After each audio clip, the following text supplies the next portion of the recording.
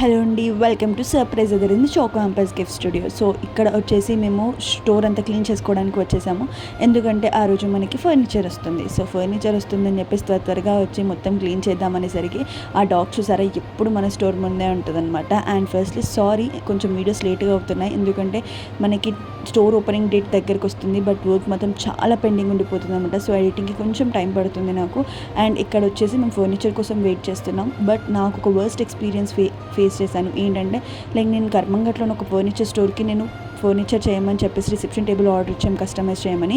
But వాళ్ళు delivery చేద్దామన్న time ఇచ్చిన టైం ఒకటి, వాళ్ళు చేసిన టైం ఒకటి. మాకు 22 అని చెప్పి 26th రోజు వాళ్ళు డెలివరీ చేశారు. అండ్ అంతేకాకుండా ఆ రోజు డెలివరీ చేసేటప్పుడు కూడా మమ్మల్ని 3 hours వెయిట్ చేయించారు. అక్కడ నుండి కర్మంగట్ నుండి మన స్టోర్కి జస్ట్ 5 to 10 minutes.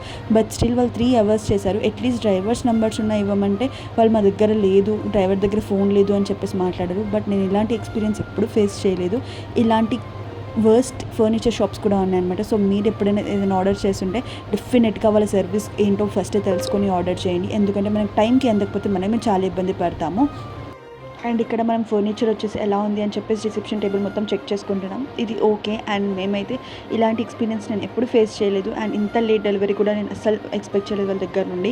నేను పేజ్ కూడా మెన్షన్ చేద్దాం అనుకున్నాం, పోనీ అని వదిలేసి